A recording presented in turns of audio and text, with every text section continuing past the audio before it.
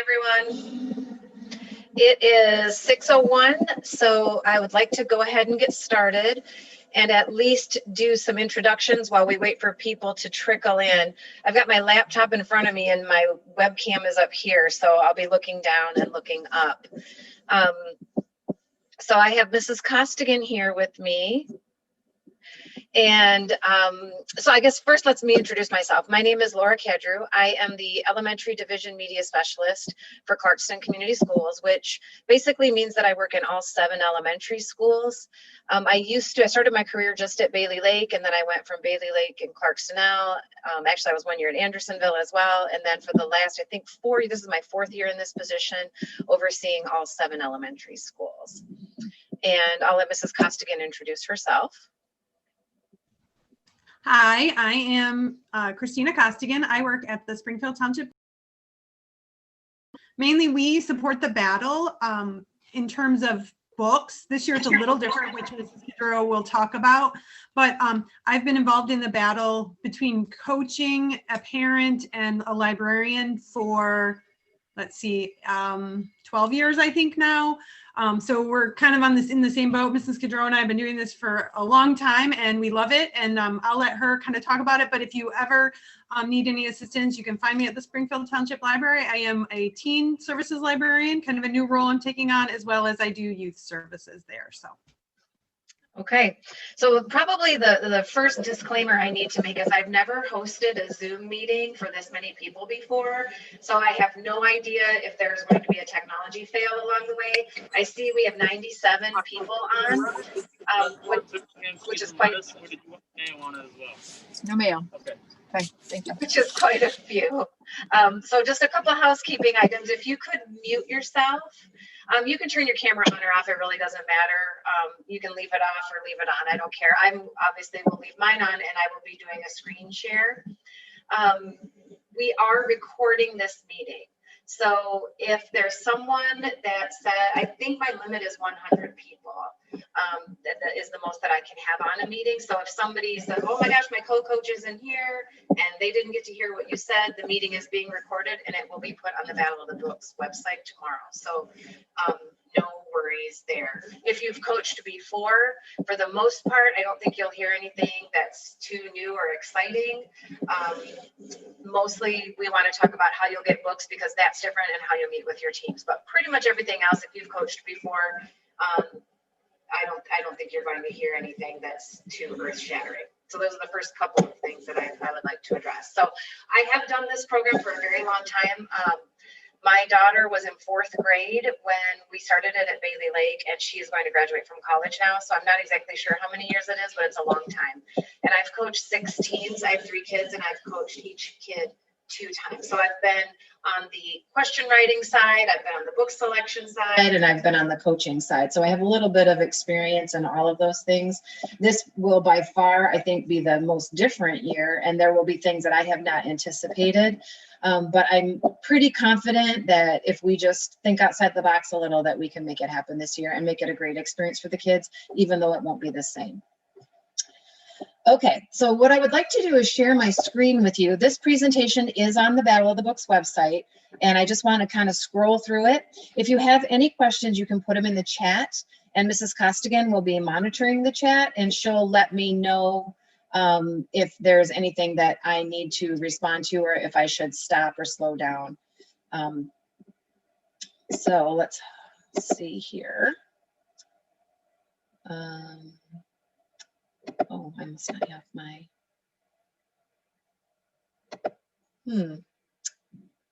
let me, there it is.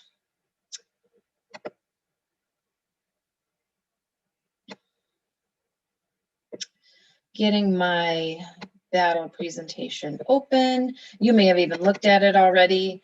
Again, nothing really much has changed.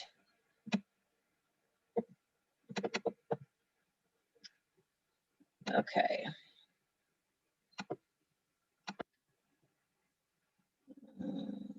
Let's see, I want to make sure I'm doing this right. Okay, so now I want to share my screen.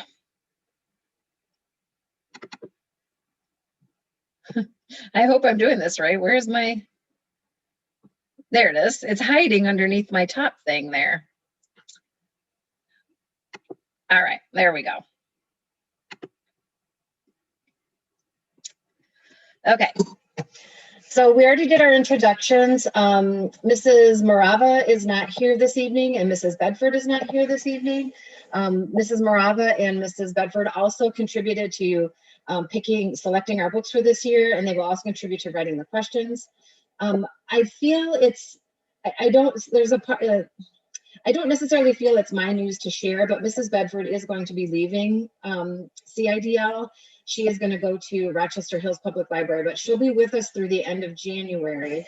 So we will miss her dearly. And if you know her, you may want to wish her well on her next adventure. She's going to be the school outreach librarian for Rochester Hills Public Library. I thought she would be here to tell everyone, but she's been with CIDL for a long time. Okay, so the first thing I need to say is that all the information that I'm going to tell you is on the Battle of the Books website. And you can get there through any school that you want. So if you are Andersonville as your home school, you can go to Andersonville. You go to Student Life, and then under Battle of the Books. And it's the same web page, it's just linked through all 7 elementaries. And everything that I'm about to tell you is on there. So you can take notes if you like, but you do not have to do that. Everything is there. You can print it, and you can read it over at your leisure. And then the general battle, it's just the same webpage again. So the biggest question is, how do I coach a team? And the truth is, there just is no wrong way. I have known teams that meet 3 days a week. I've known teams that don't meet for 3 weeks. So, and they've all been successful and they've all had a good time. My suggestion to you is that you meet with your team once per week at the beginning. And then as you progress towards the actual competition date, you may want to up it to twice a week. You know, families are busy. I know that now maybe they're not as busy as they used to be. I know when I was coaching, we always had to work around. Somebody had swim and somebody had soccer and somebody had this, that, and the other thing. And it was difficult to find a time when we could all meet. And our schools are not open, so meeting at lunchtime is not really feasible. So you'll have to meet in the evenings, I believe, and you'll have to meet by Zoom or Google Meet. So, but it doesn't matter. There's no wrong way to coach a team. You're not going to mess it up. Let's put it that way. So some of the frequently asked questions. The first thing is, where do I get the books? All of our books this year are on Hoopla. In order to get access to Hoopla, you need to have a library card through CIDL.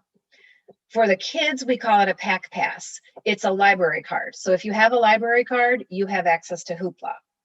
I did a tutorial video on Hoopla that is not on the website, but I'm just going to make myself a note to have Mr. Ray Hoot put it on there. But it is a tutorial on how to use Hoopla.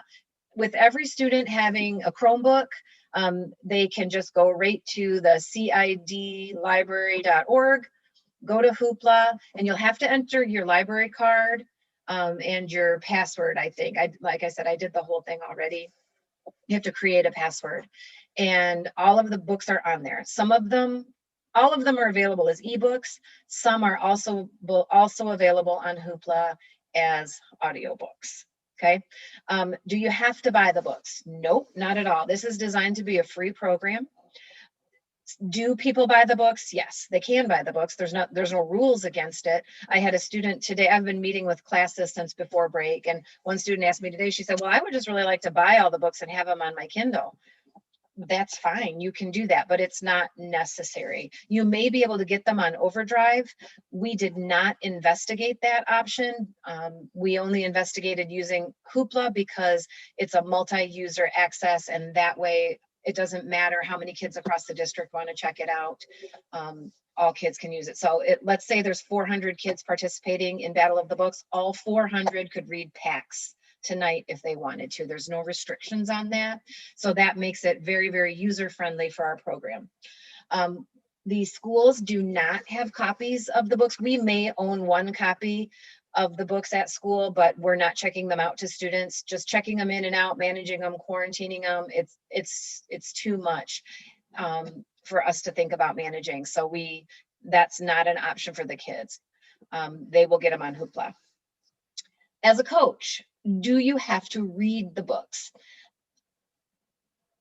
It's not necessary. I've known plenty of teams where their coach did not read the books. But I like to read. So I have always read all of the books, and then I would always write practice questions. So you could Google it. I'm willing to bet you would come up with some practice questions. I've known teams to write a set of questions and then swap with another team that they're friendly with. I mean, there's no reason really not to do that, except they are your competition. With them all being available on Hoopla, you won't be taking any away from the kids. That was always an issue. Like, well, there's only so many to go around and I can't get access to a book. So with Hoopla being multi-user, that would be up to you. Also for me, when I coached, I always read the shorter ones out loud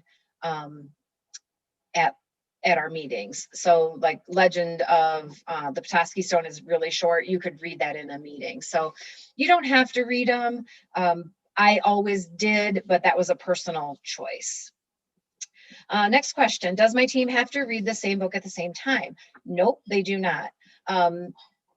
There's multiple reasons for that, especially in the past. We didn't have the ability to check out 5 books to a team so that they could all read them at once. We just didn't have the volume of the books for that. But the other thing is not all kids will read all of the books.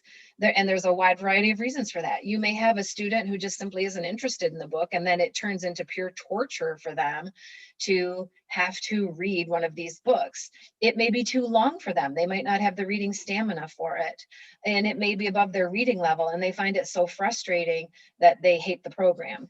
So the books that we've selected have a variety of lengths, a variety of genres, a variety of reading difficulties. And as a coach, I always felt it was important to let the kids have some say in the books that they read. So I don't think every child has to read all 8 books, but I do think that every book should be read by 2 kids. And that's so that if team member A reads it, and whatever question is asked about that book they don't remember, hopefully team member B reads it, remembers, has read that book and remembered it. On the team, speaking from personal experience, on the teams that I coached, I did have students who wanted to read all 8 books, and they did. So they read beyond what the books that they were assigned. And then I had some kids that it was like pulling teeth to get them to even read the books that they had agreed to read. So there's really a wide variety in there, but they do not have to read the same book at the same time. They could. You certainly could if you wanted to. That is an option. How often should we meet? I did answer that earlier. I would recommend once a week to start, or maybe you might want to meet 2 times in the first week just to kind of get everything situated, who's going to read what book. But it takes a little while for the kids to read the books. And so you don't always have a ton to talk about in the very, very beginning. For my coaching, I would often have the kids almost give a little synopsis, like maybe a student read PAX. It's like, well, tell me what you learned. What are the main characters? What are the settings? And if you have them describe the characters, describe the settings, describe the main events, and then almost make a notebook out of that, it turns into study materials that help prepare you for the battle. Where can we meet? This year, all the meetings are expected to be virtual. So you will meet virtually, and you can meet from wherever. I'm in my home right now. Maybe you're going to grandma's house or whatever, you're at soccer, I don't know. You can meet wherever you like virtually, and you can use Zoom, or you can use Google Meet, or whatever you can do. I think you can do Instagram rooms now and Facebook rooms now. So whatever method works for your group, you are welcome to do that. All of the kids should have the ability to Google Meet because all of them have a Gmail address. So that might be the easiest way for you to do it. What do I do during meetings? Like as a coach, what do I do?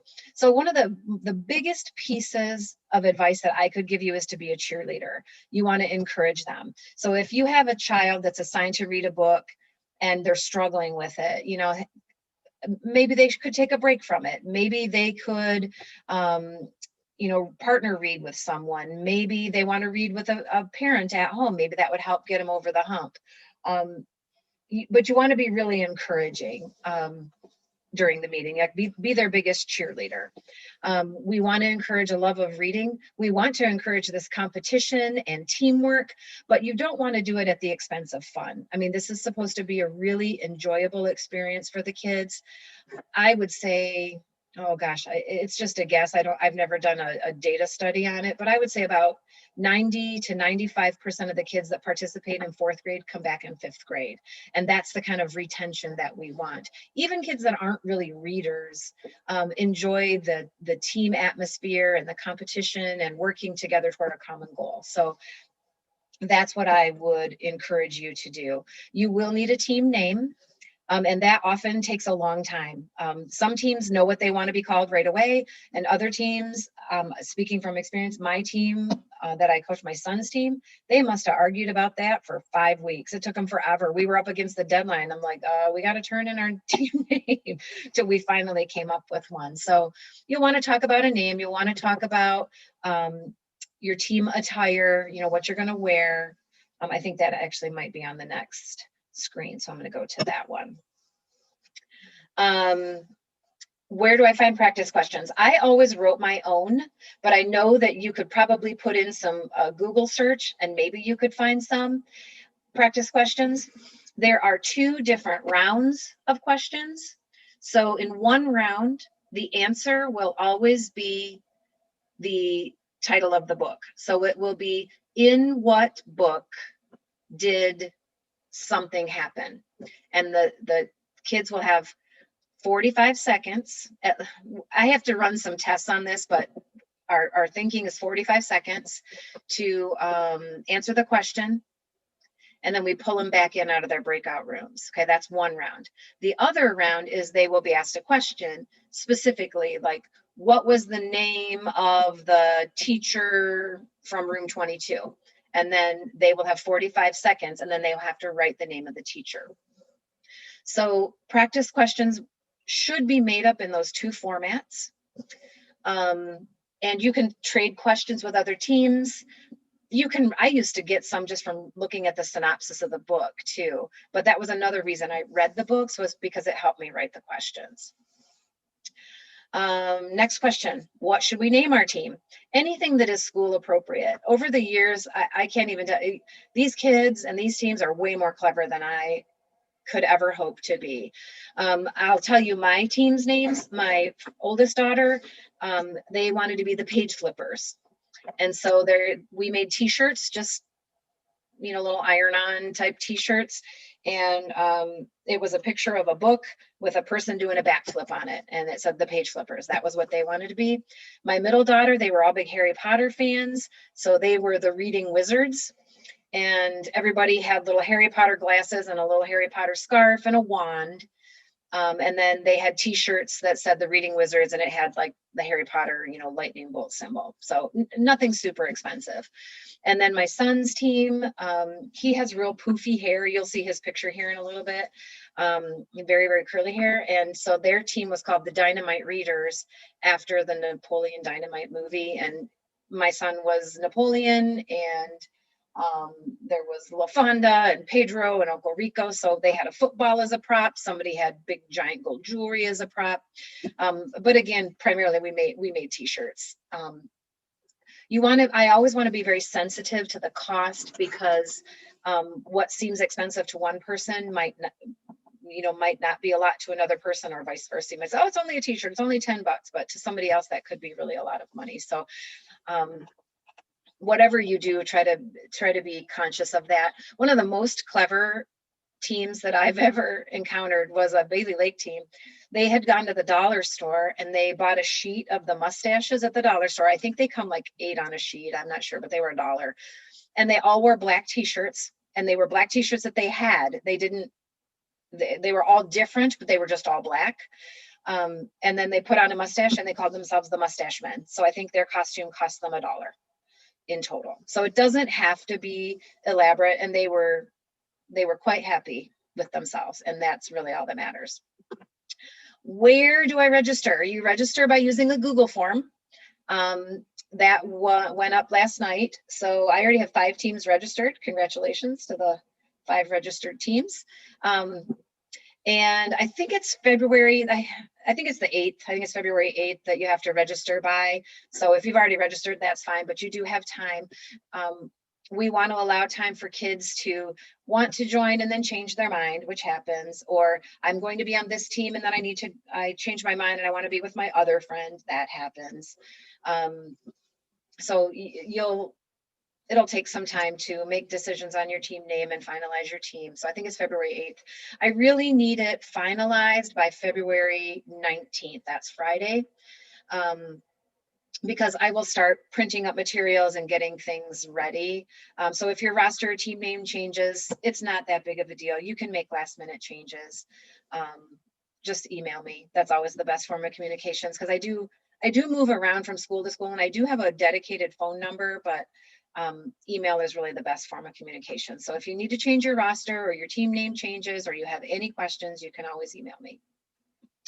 Oh, I actually skipped ahead. What should we wear for costumes? It's really up to you. There's some teams go all out and some teams are very simple. I tended towards the simple as a coach, but some teams are really, really go all out. And that's great. You'll see all of it. Okay, last question that I have on this slide is, what do I do on the day of the battle? On the day of the battle, the biggest thing that you'll be doing is calming everybody's nerves. This year's a little different because we're not going to be in person. So I've practiced with breakout rooms and creating breakout rooms, so I know how to do it, but there's going to be a little bit of finessing on my part so that you can meet by Zoom with your team, which I think ahead of time, then you'll have to set up your own Google Meet. And then once everybody joins my Google Meet, I will have breakout rooms for the teams, but we don't want the coach in that. Well, I guess the coach is probably going to be one of the parents, so they'll be in the breakout room. So we've got a few things to try to figure out. It's going to rest a lot on the integrity of the parents. You know, in the past, the kids all sit in the middle and then the parents or the coaches are off to the side. And this time we won't have that kind of control. So we're working out some of those details, but I'm confident in people's integrity. I really am. I know everybody wants to make this a positive experience, and cheating is a no-no. Okay, mock battles. We always run a practice battle. We always run them at the school at lunchtime in the past. I think this time we're going to hold them in the evening. And the reason is that will allow everyone to test their technology, and will allow all coaches to attend regardless of what you won't have to come during the school day is what I'm getting at. And it's always a challenge to try to match everybody up on their lunch times. And this way we won't have to do that. And we do have virtual students participating, and this will allow them not to have to worry about if they're on a team with a face-to-face kid, what their lunch times or their specials are, or any of those things. So we're going to host it. It'll be at 6 o'clock on Tuesday, Wednesday, and Thursday. And you'll notice that teams need to be final following the mock battles. And that's because sometimes teams will drop out. They will say, oh, it turns out I actually haven't read any books. We don't want to participate anymore. Or you'll have a student that will drop off your roster. So I ask for that to be finalized on that Friday. I may have to require registration. At first, I wasn't going to have you register and you could just join any of the nights that you wanted. But if for some reason every single team wants to participate on Tuesday, I might not have the room in my Zoom for that. I'm investigating upgrading to a larger Zoom like they do for the school board meetings. I inquired about it today and I didn't hear back from Zoom, so I'm not sure what the cost is or what's involved in that. But I'm going to try to make it so I can accommodate 500 people. The last 3 years, we've had 250 spectators at the finals. And I would expect that we'll have more than that if people can just tune in from home. So I'm looking at it, buying a larger Zoom. So those mock battles will consist of 8 to 10 questions. They're way more laid back, but it'll allow us to experiment with the breakout rooms. What does that look like? What does that feel like? What is your technology at home? What works, what doesn't? And let's say you try on Tuesday and there's a fail on some end, you can try again on Wednesday. So that's just, again, I'm confident we can make it work. I will do a lot of testing between now and then. Building battles. The principals voted to have them all in the evenings. We just, again, felt that that was probably the best way to go for this year. We have always had them during the day in the past, but just after some lengthy discussion, we felt that this would be a better way to go this year. So they will be, your school is listed here. They're anywhere between the March 2nd and March 11th, which Pine Knob is the last school, but that still will allow you 1 week before the finals. Okay, the finals are Thursday, March 18th. Okay, something else. Do you need to be fingerprinted this year? No. So you might say, what? I had to get fingerprinted last year. Yes, because as long as meetings are virtual, the school district does not need fingerprinting. Okay. If the meetings are in person, you need to be fingerprinted, but just due to COVID, we're asking that meetings be held virtually. So you do not need to get fingerprinted. Do you need an iChat? Mrs. Walsh says yes. So the forms are on the parent section of the Clarkston Schools website, and I've asked Mr.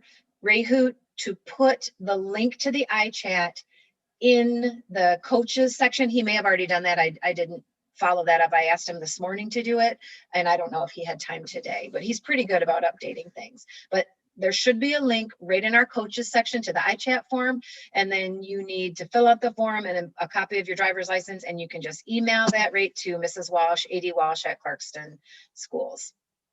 If you are a school employee, you do not need an iChat. But if you are not if you're not a Clarkston Schools employee, I should say, not any school employee, but a Clarkston school employee, you do not need one. But if you are anybody else, you need an iChat form. And you need to do, you might say, I did one last year. I know, you have to do one every single year. An iChat is every year. Fingerprints are only every 2 years. Okay, here are a couple of pictures and then we'll take your questions. I don't know if you can see, but this is the Dynamite Readers here on the left. You can't see super well, but that's my son in the front with the glasses. So their team was the Dynamite Readers, and then that was their name in 4th grade, and we renamed them in 5th grade so we could reuse their t-shirts. We said re-elect the Dynamite Readers, and so that was a simple costume. Here on the right is the High Fivers.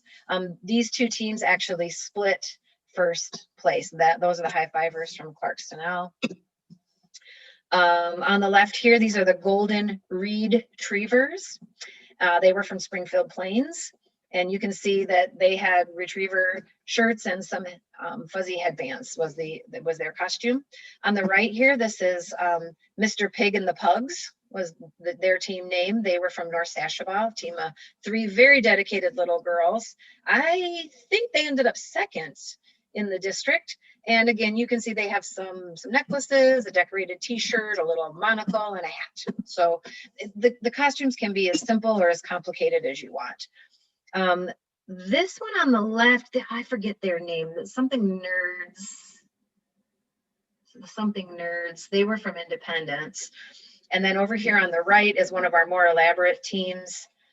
They were the Big Green Bookers, and they were from Bailey Lake, and they had those blow up sumo costume type thing, and they had little sayings on the back, you know, we know how to pick them. Something, I'm not going to do it. So that was one of our more elaborate costumes.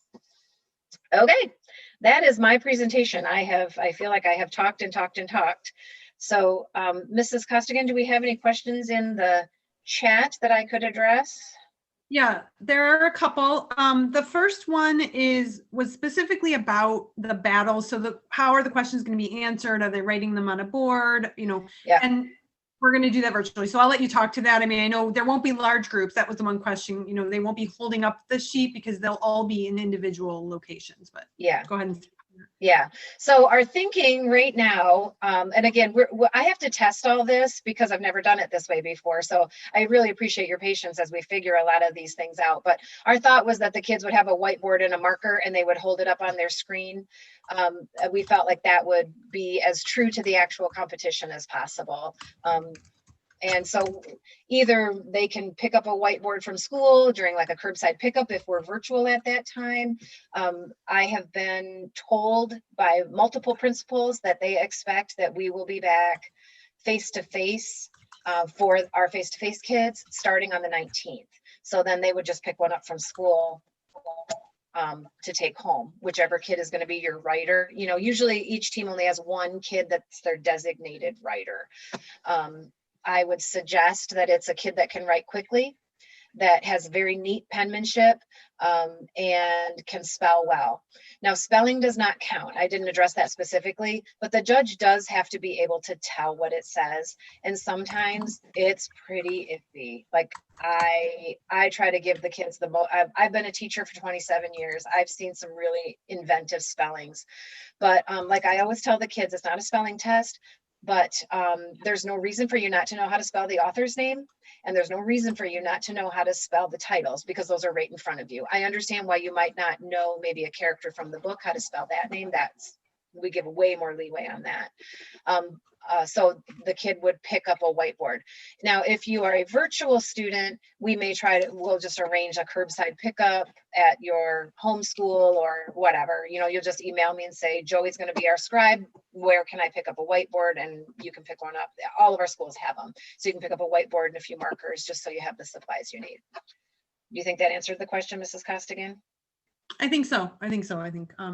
Okay, there's two more questions so far. So I'll get, the first one is Hoopla Access. And I know you addressed this with one of the teachers, but there were students that were having trouble accessing Hoopla on their school issued devices. Yep, they should not have problems anymore. Mrs. Harrison finagled it this morning.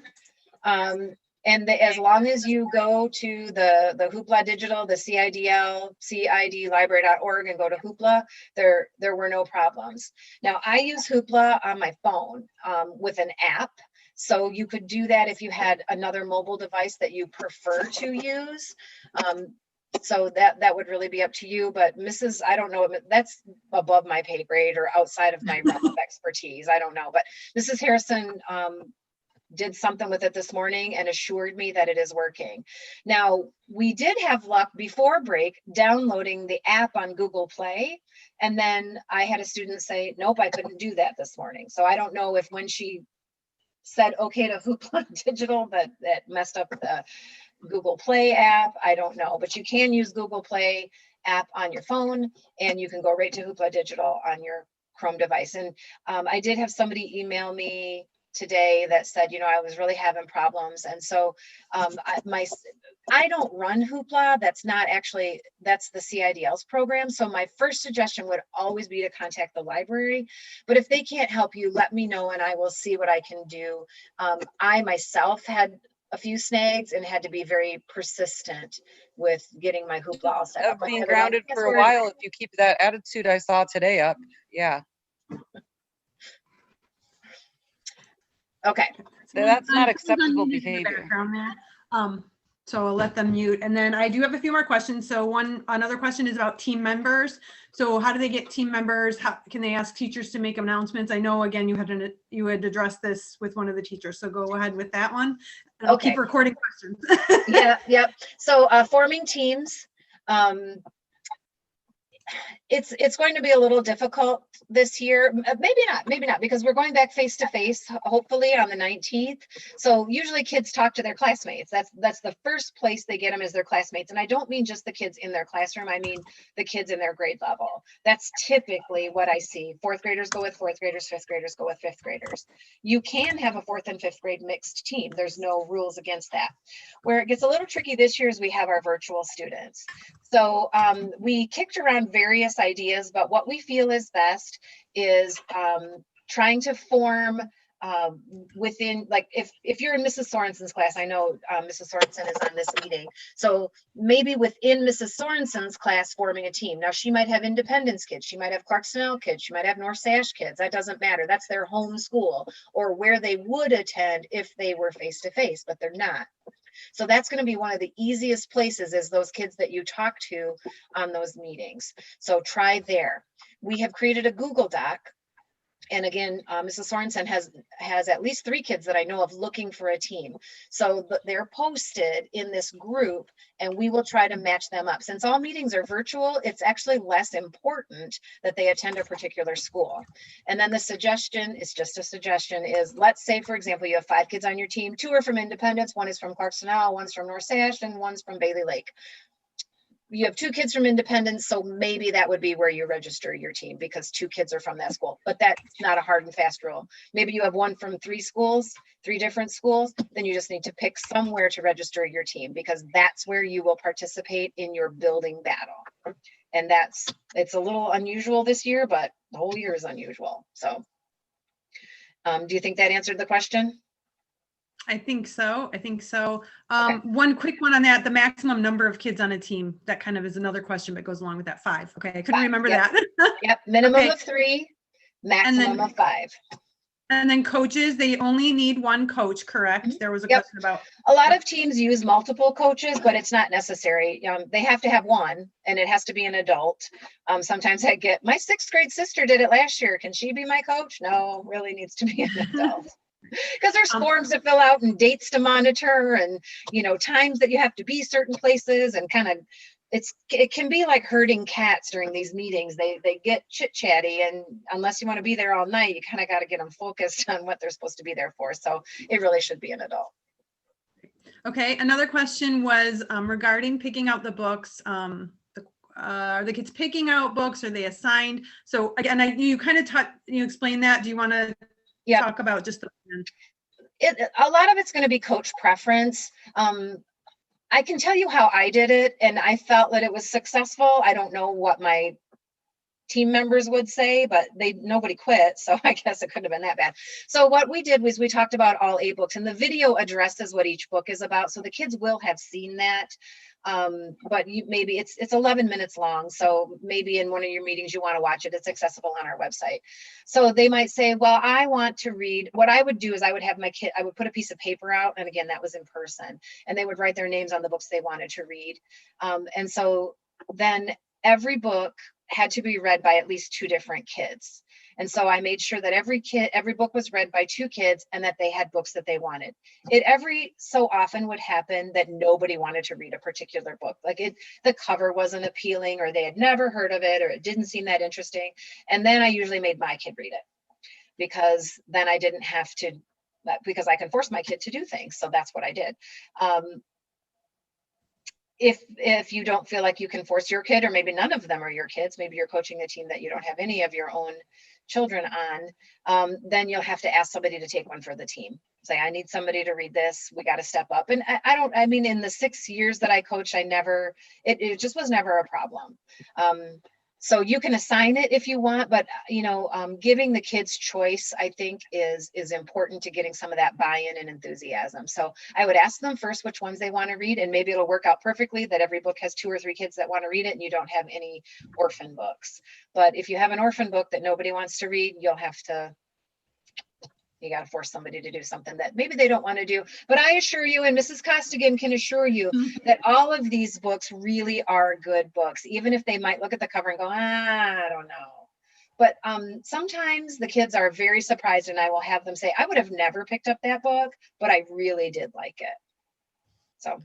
Yeah, I agree. I think that happens a lot. The kids don't think they're going to like a book, and in the end, that ends up being one of the favorite books of the whole battle. I can't remember. I think 2 years ago, we had a book that we were like, well, the kids were kind of lukewarm on when we talked about it. And in the end, I think that ended up being one of the most popular books. So yeah, don't judge the book by the cover. Yeah, and sometimes you'll have kids that will read all the books, and that's awesome too. Yeah. So, okay. So another question was about the question format. on, how the format works. And mainly it was, do they, on the question format where we say in which book did this happen, do they also need to answer with the author? And I believe we had them write the author only for the first one. Did we not do the author on that? I can't remember. Nope. We changed it because we felt that was a lot of repetitiveness. So now there are specific author questions. So it'll say, who is the author of Pax? And the students will have to write Sarah Pennypacker. Or who is the author of Whoosh? And they will have to write Chris Barton. So there are specific author questions now. So and there's sample questions on the website. I'm sure it's in the coaches information, but I know it's in general battle information, and it just gives a couple of samples, like what kind of book did Judy and her friends make at the sleepover, and the answer is a slam book, and you do not need to write the author. I'm sorry, it would have said in the book, otherwise known as Sheila the Great, what kind of book did they make, and that was a slam book. And then that's in one round, and then the other round will say, in what book did the children make a slam book, and the kids would have to write otherwise known as Sheila the Great. And yes, some of the titles are long, and yes, the children always complain that it's too long, but I don't think I have ever had a kid run out of time writing the title. So I think you're right. I did also, if anyone's looking, I put the your website, the Battle of the Books landing page in the chat, so that's there. Okay. If there's a couple questions, I think that so far you've answered. There's another one coming up, but if somebody did not get their question answered, well enough, please jump back in the chat and let me know. Or you can email me too. Like, you can always email me. The next question is about becoming a coach. Let me read it. How do you become a coach? I saw the Google form on the website, but you have to have a team. Do you have to have a team created to become a coach? So that's kind of the question there. I think maybe it's a parent that wants to coach with their child, but they don't have other team members is maybe what. Oh, I'm thinking. If that's not, again, jump in the chat box if that's not the right question. Okay. So if I'm understanding it correctly, you are, I'm guessing a parent that maybe your child wants to participate, but they don't have 3 to 5 other kids yet. You're a team of 1 right now. So I would wait then. Again, teams don't have to be finalized till February 19th. That's like 6 weeks from now. So I would give your child the opportunity to speak to some classmates. The teachers are great about helping out. I try to direct all questions to me because they have a lot on their plate, and this is my plate for right now. I mean, I do other things, but this is what I dedicate. The first couple of weeks of January is always dedicated toward Battle of the Books and getting this program launched. So if you are willing to coach and you have at least one child on your team and your child has asked a few children and you can't find somebody, you can let me know. We have a Google Doc created, and I know there's at least 2 or 3 kids sitting out there right now that don't have a team, and we'll just pull them all together. And sometimes we get nitpicky kids like, well, I don't want to be on a team with boys, or I don't want to be on a team with girls.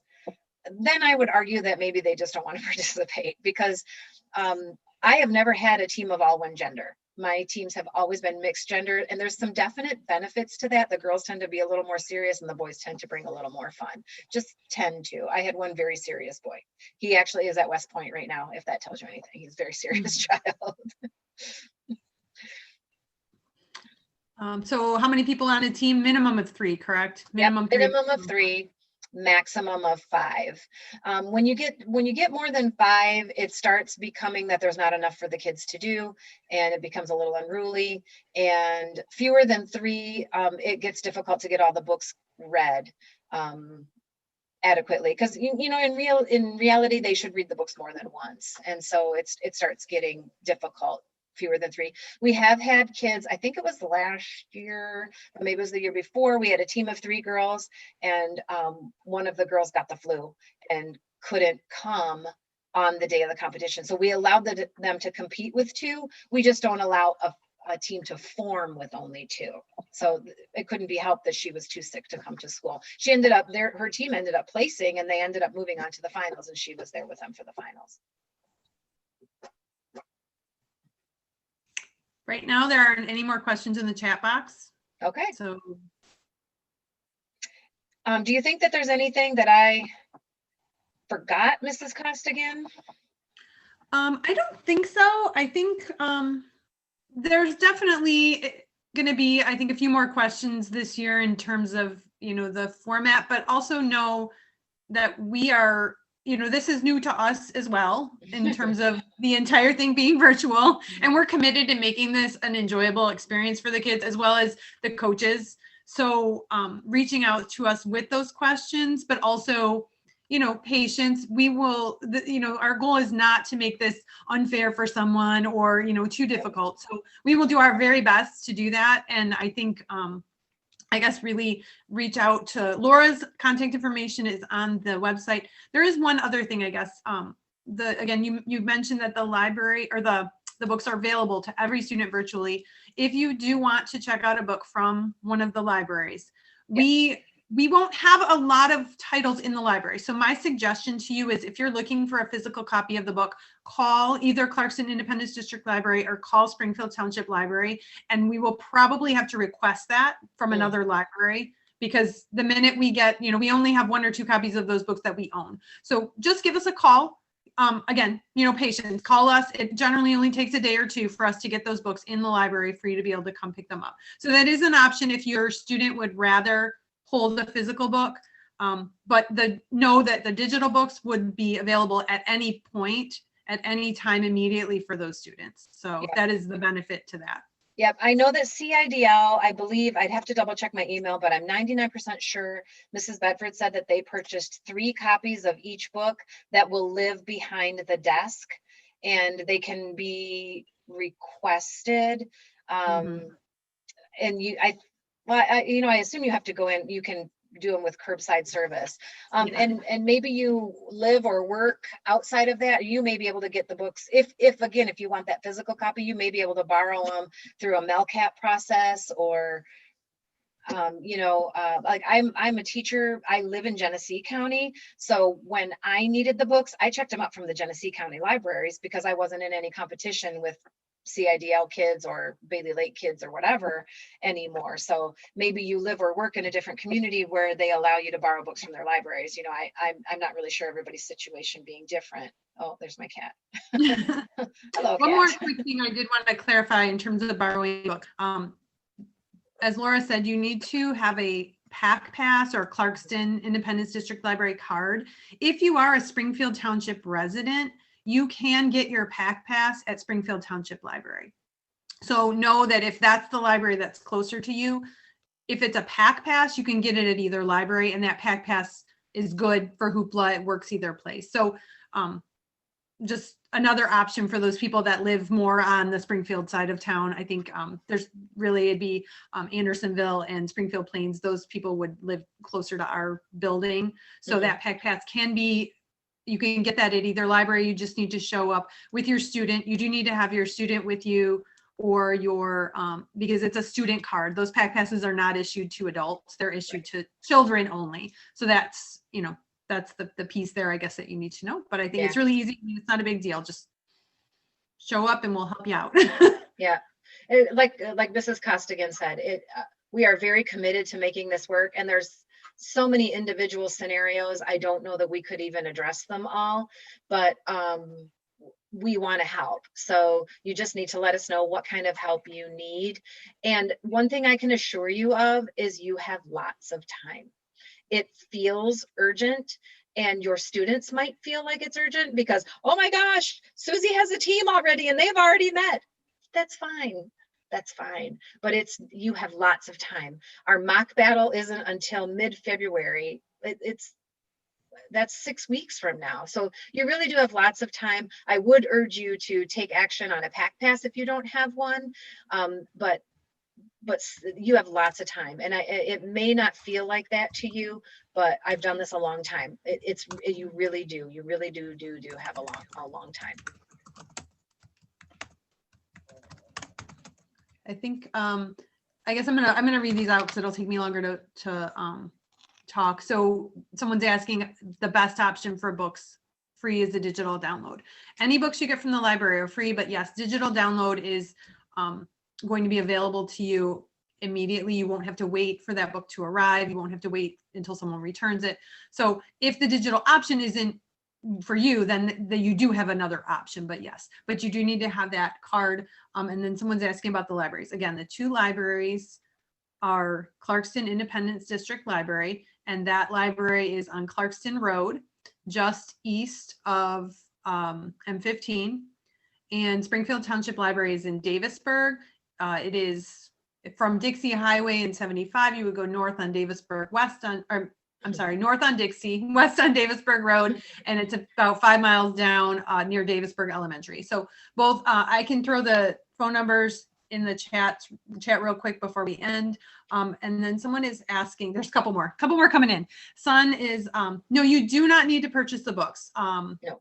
So it is free. You just need that library card, which again is free. You have to get it. If you don't already have a pack pass, you can print that application out online, which I put that up in the chat, where that application is. If you'd rather do it that way, you can print it out and drop it off the library. We'll put the card in the mail to you, or you go into the library with your student with that card, and that's fine too. But no purchasing, no money. The only money you would spend is if you choose to spend on costumes.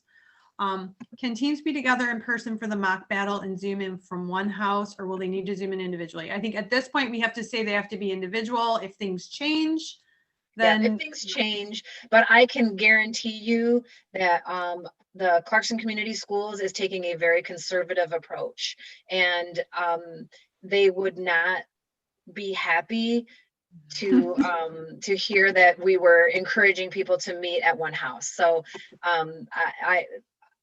I think what we have to say is they have to Zoom individually, which is why I have to explore a much larger Zoom, because it's going to be a lot of people.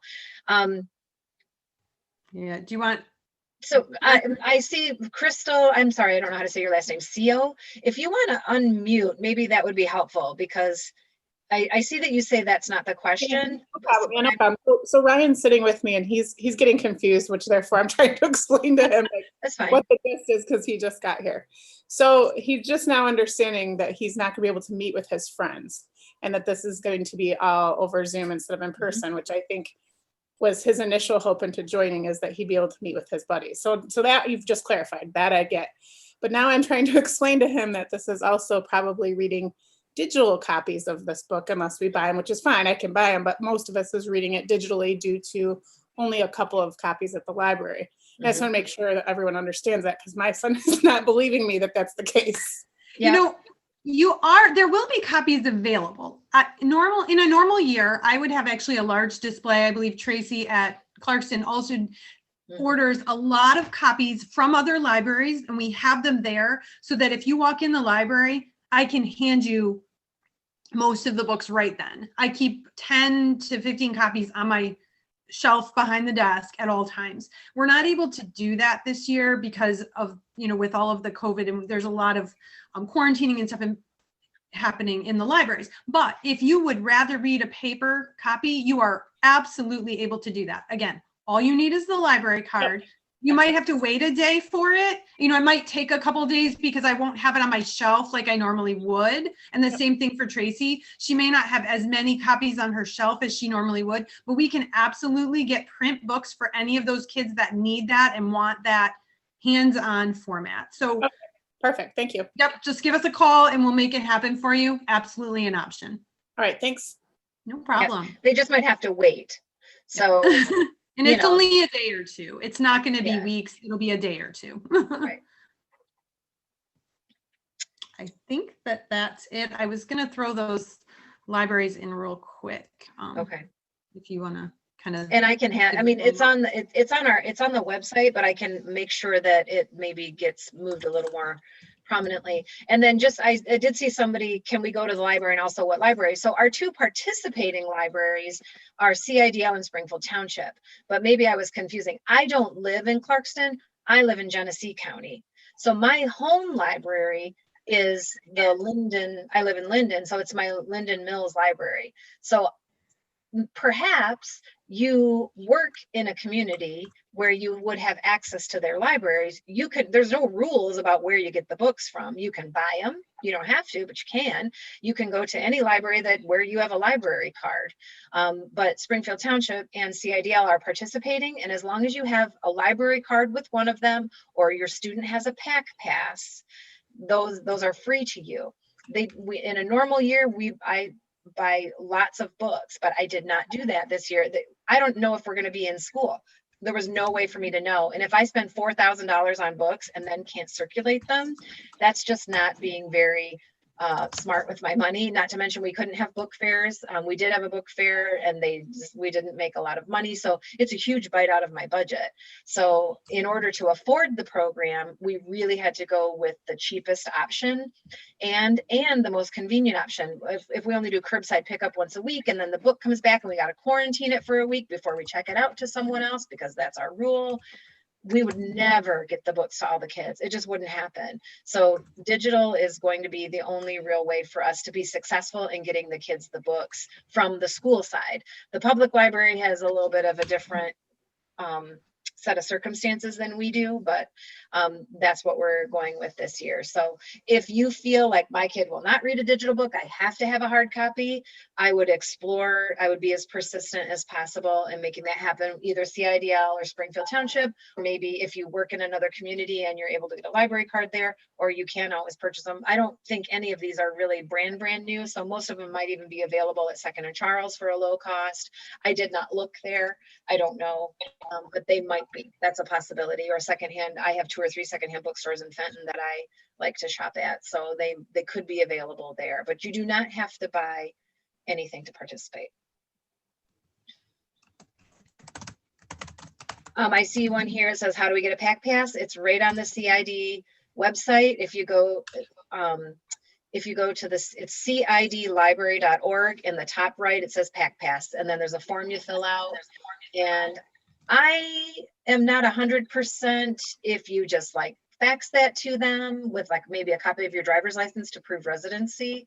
I'm not 100% sure. I did mine so long ago that I don't. Yes, you could do that. You can fax it. You could visit the library in person and actually get an application there if you don't have access to a printer. Right. Well, because CIDL is open.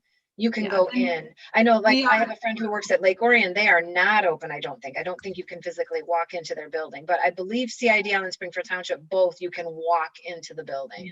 So, you know, if you don't have a printer, you can head right to the library, fill it out, and they'll give you your pack pass immediately.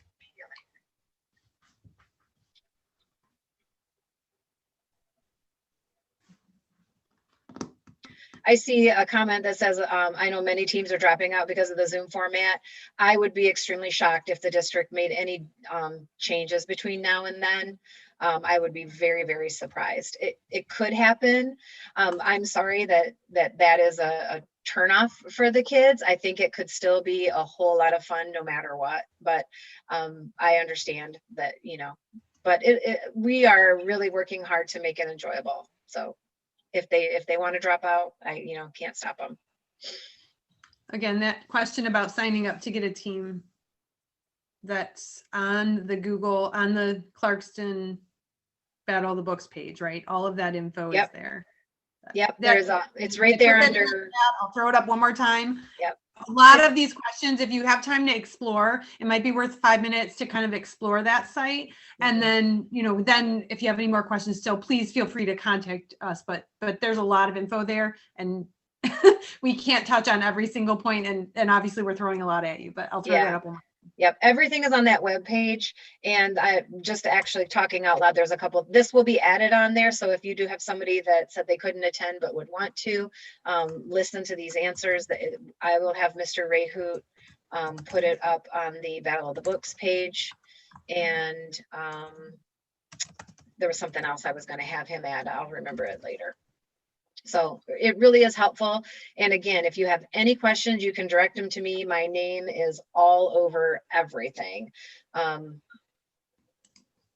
It's LK Kadru at Clarkston and the rest of it. You can find me everywhere.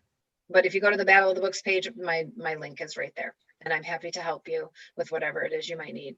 Or I'll find somebody that can help you. Okay, it is 7 o'clock. We did a good job. 1 hour. Excellent. Again, if you have any questions, please feel free to reach out to me. And if it's not me, I'll direct you to the public library. Hoopla is run by the CIDL. And if it's a specific Hoopla question, I would direct you there first. Like, I can't get access. That's going to be something that's really more for them.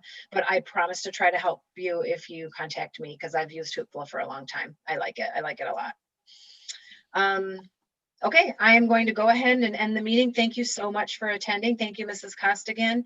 And thank you from Mrs. Bedford and Mrs. Morava, who are not here tonight. And again, Mrs. Bedford is going to be leaving us. So if you're familiar with her, do contact her and say how much you've appreciated her. I hope that whoever takes her place will be as receptive to this collaboration that we've enjoyed for a good number of years now. All right, thank you. I'm going to go ahead and end the meeting. Excuse me. Oh, I am not going to end the meeting. So me and my mom, we live in Waterford. And Dad. We live in Waterford, so how do we get it?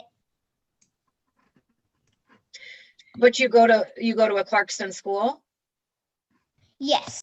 Yep, then you just you can get a pack pass. You know what? I filled it out as a worker, so I'm not really sure what is required. I don't know if they require your student number. I wish Mrs. Bedford were here. She might know the answer to that question. Maybe you know, Mrs. Costigan. I don't know. Like, yeah, actually, we would what we would do in that situation is we would just have you fill out the application as if you would fill it out with your address, and then we would ask you on the application. It does ask your school, okay. And I believe, I'm not sure if it's school and teacher or school and grade. So that's really all we ask of you at that point, and you would get the card. So you just need to let us know whether it's our library or Clarkston, either one, whichever way you go. You do need to come to one of our libraries. You can't do that at Waterford. So you do need to come to one of our library buildings, but we will give you that pack pass. If you are a Clarkston school student, that's all we need. And like I said, we'll ask you your school and your teacher. I think those, I can't remember if it's teacher or grade, but either way. And that's enough information for us. We're good there. Okay. We do need your address because that's how the card is kind of tied to a person, but it's okay if that address is not a Clarkston address. Okay. But just as a bonus, then you may be able to borrow books from the Waterford Library. You may be able to double dip, like I was always able to double dip because I live in Genesee County. So I could check out from multiple libraries, and it's just a bonus. It's just, lucky me. That's what I get for having a 45-minute commute. I can check out from 2 different libraries. Okay. All right. Now I'm going to end the meeting. Going once, going twice. All right. Thank you, everybody. I hope you have a great night. That was a good question. Thank you so much. That was a good question.